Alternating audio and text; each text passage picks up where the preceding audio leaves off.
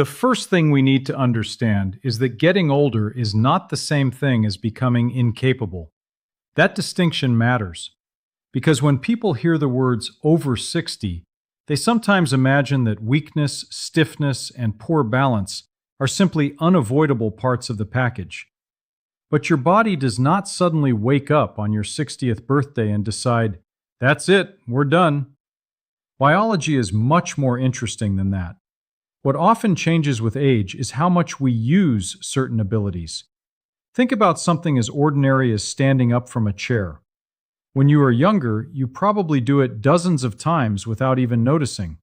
You sit down, you stand up, you walk across the room, you climb stairs, you bend down, and you get back up.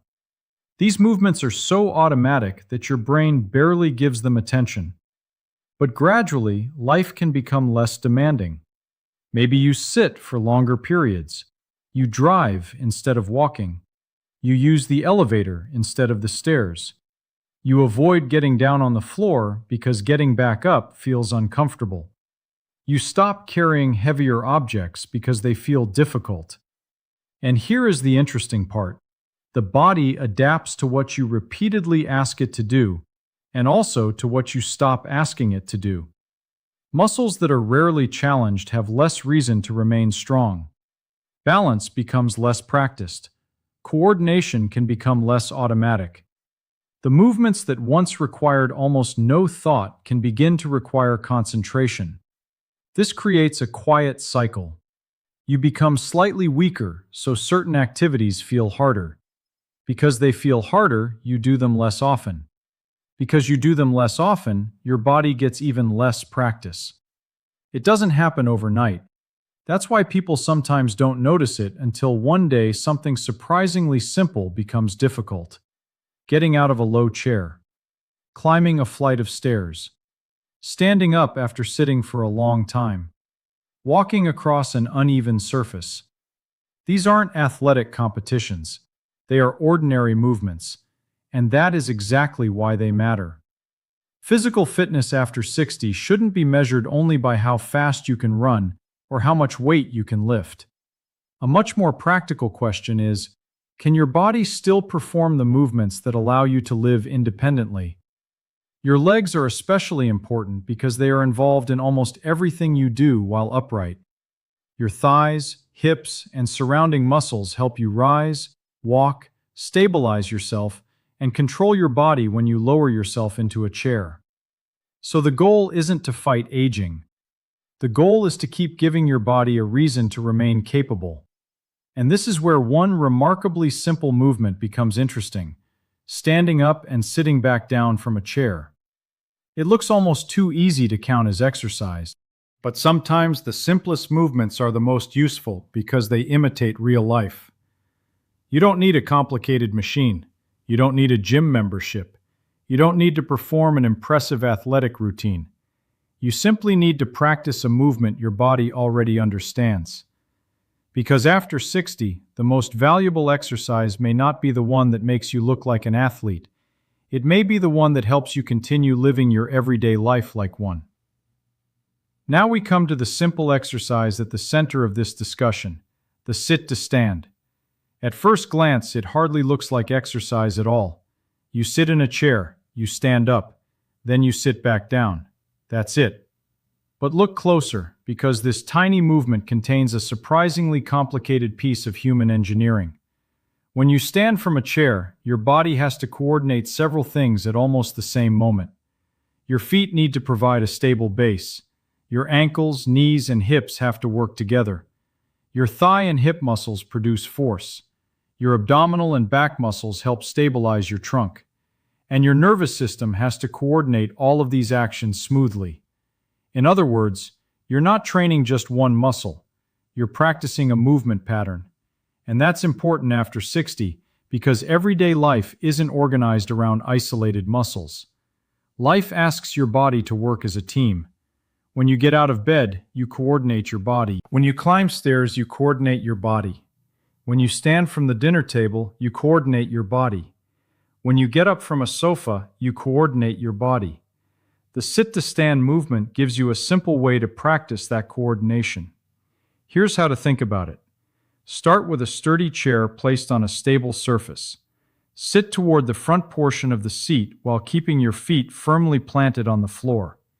Your feet should be positioned so that you feel balanced rather than stretched awkwardly. Lean your upper body slightly forward. Now press through your feet and straighten your hips and knees until you're standing upright. Pause. Then slowly lower yourself back toward the chair. And that last part matters. Many people think the exercise is simply about getting up. But controlled sitting is part of the movement too. Your muscles have to control your descent rather than simply letting gravity pull you down. That's where the exercise becomes more interesting. You're practicing both producing force and controlling force. But there is no prize for doing it as fast as possible. In fact, rushing can make the movement less useful and less controlled. The goal is to make every repetition deliberate. Stand, stabilize, lower yourself slowly, repeat. If a normal chair feels challenging, that doesn't mean you've failed. It simply tells you where your current ability begins. You can start with a higher, stable surface, or use your hands for assistance if necessary. As your confidence and strength improve, you can gradually reduce the assistance. And if the movement feels easy, you can eventually make it more challenging under appropriate conditions. That's the beauty of this exercise. It can meet you where you are. But there is another reason I like this movement. It gives you immediate feedback. You don't need a sophisticated machine to tell you whether you're improving. Maybe you used to push heavily with your hands and now you don't. Maybe you could only perform a few controlled repetitions, and now you can comfortably perform more. Maybe getting out of your favorite chair suddenly feels easier. Those small changes are meaningful because they represent something larger than exercise performance. They represent functional ability. And that's really the point. The goal isn't to turn a 60, 70, or 80-year-old body into a 20-year-old body. The goal is to keep the body capable of doing what life asks it to do. Sometimes the most powerful exercise is not complicated. Sometimes it's simply teaching your body, again and again, this movement still matters, and we're going to keep practicing it. Now we reach the part that is easy to misunderstand. Why should you care about one simple exercise if you aren't trying to become an athlete? Because after 60, strength isn't really about looking strong. It's about remaining capable. Imagine two people with similar muscle size. One can comfortably stand from a low chair, climb stairs, carry groceries, and walk across an uneven sidewalk. The other struggles with those same movements. From the outside, you might not notice much difference, but inside their daily lives, the difference is enormous. That's because the human body isn't designed simply to display muscle. Muscles are tools. They exist so you can move through the world. Your legs are particularly important because they are involved in nearly every major movement you make while standing. When you rise from a chair, walk, climb stairs, step over something, or stabilize yourself after an unexpected shift in balance, your lower body is doing work. And this is where the sit-to-stand exercise becomes more meaningful. Think about what happens when you stand from a chair. Your body starts in a relatively low position. You have to move your center of mass forward and upward. Your hips and knees extend. Your feet push against the floor. Your trunk stabilizes. Your nervous system coordinates the entire sequence. That isn't just leg exercise, it's practice for independence. Consider something as ordinary as getting out of a car. You don't think about it as exercise, but your body does. You have to generate enough force to move yourself upward. You have to stabilize yourself once you're standing. Then you begin walking. The same thing happens when you get up from the dinner table, or from the toilet, or from the sofa, or from a bed. These moments are so ordinary that we often underestimate how important they are. But independence is built from ordinary movements. And here's an important idea. Fitness should be connected to function. You can spend hours doing an exercise that looks impressive, but if your training doesn't help you perform the movements you actually need, you're missing part of the picture. This doesn't mean other forms of exercise are useless. Walking, resistance training, aerobic exercise, flexibility work, and balance exercises can all have important roles. But functional movements deserve attention because they resemble the demands of real life. The sit to stand is almost like a rehearsal. You're telling your body, we still need this ability, and repetition matters. The nervous system becomes familiar with movements through practice. Muscles respond to appropriate challenges. Coordination can become more efficient. Confidence can improve when a movement that once felt difficult begins to feel manageable. And confidence itself can influence how much you move. If standing up feels uncertain, you may avoid certain activities. If stairs feel intimidating, you may take the elevator. If getting down to the floor feels impossible, you may stop doing things that require it. The less you move, the smaller your world can become. But maintaining basic physical capabilities can help keep that world larger. That's why this exercise isn't really about getting fit. It's about preserving options. The option to get up without assistance, the option to climb those stairs, the option to travel, the option to play with your grandchildren, the option to walk through a park and sit down whenever you want, the option to live your daily life without constantly wondering whether your body can handle the next movement. So when you practice a sit to stand, don't think, I'm just exercising my legs. Think about what you're really practicing. You're practicing the physical ability to remain independent. And after 60, that may be one of the most valuable forms of fitness there is. The fourth point is perhaps the most important because a good exercise is only useful if you can perform it safely and consistently. The sit to stand looks simple, but simple does not mean careless. Your goal isn't to prove how many repetitions you can force yourself through. Your goal is to teach your body to move with control. Start with the chair.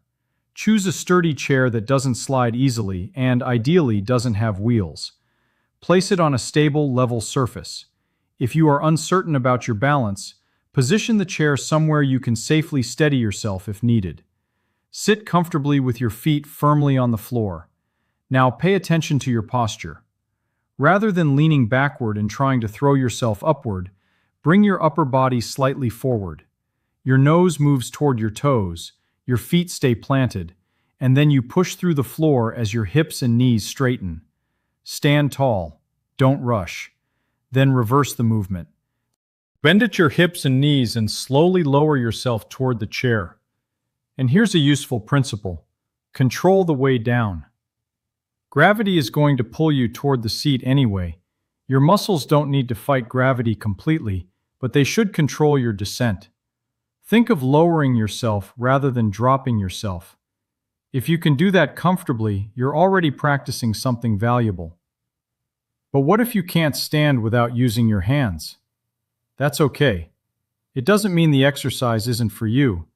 It simply means you should adjust the movement to your current ability. You might use the armrests for assistance. You might push lightly against the chair. You might begin with a higher seat.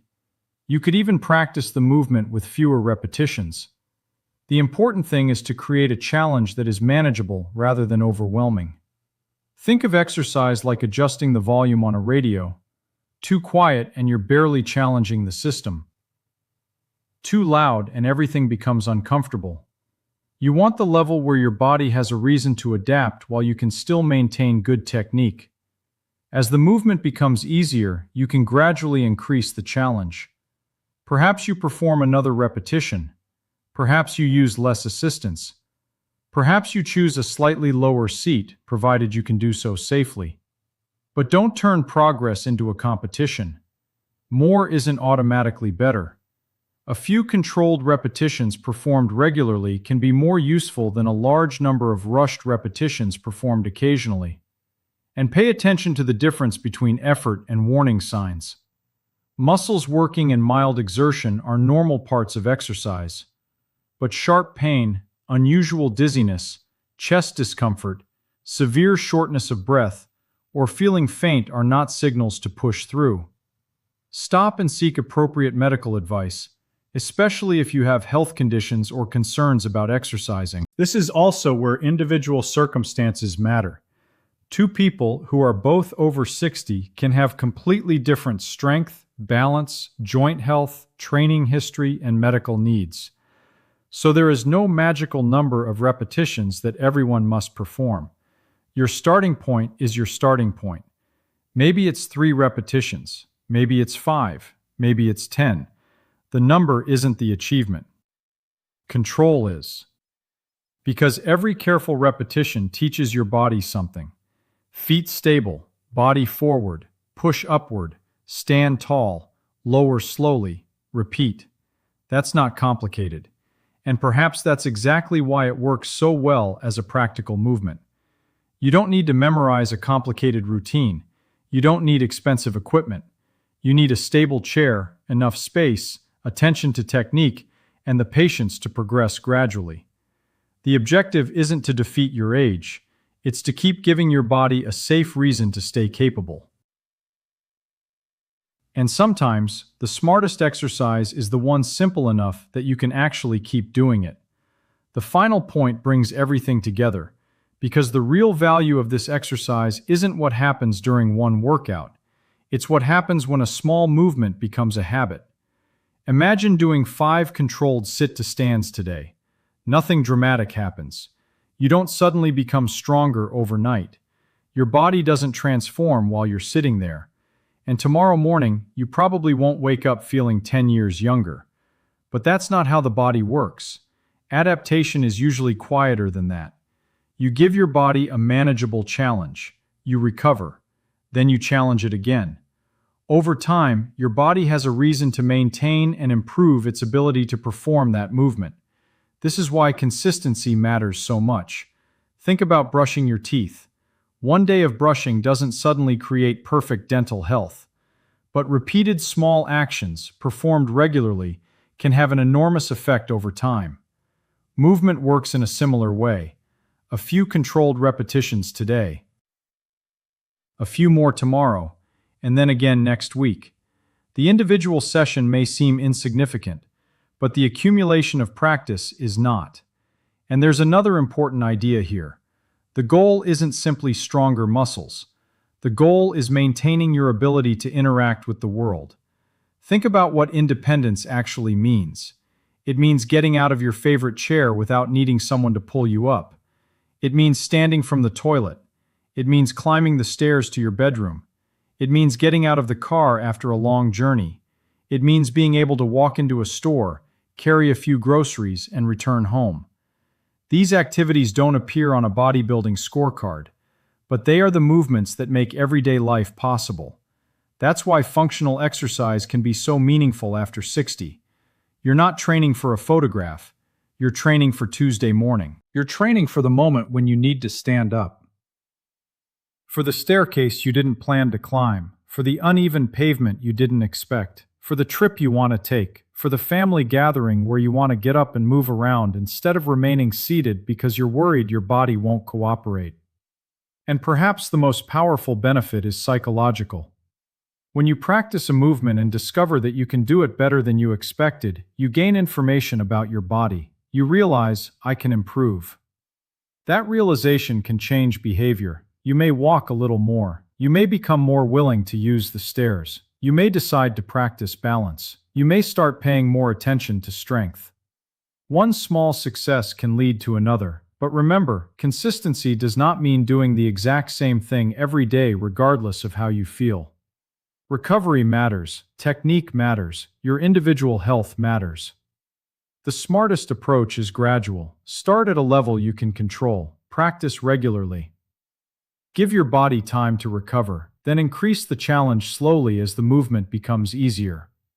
And if you have significant balance problems, pain, recent injuries, or medical conditions that affect exercise, it's sensible to get personalized guidance from a qualified healthcare or exercise professional before starting or changing your routine. Because the goal is not simply to exercise, the goal is to exercise intelligently. There is something beautifully simple about that. You don't need to chase exhaustion. You don't need to perform complicated movements. You don't need to prove anything to anyone. You simply need to keep reminding your body that movement is still part of your life.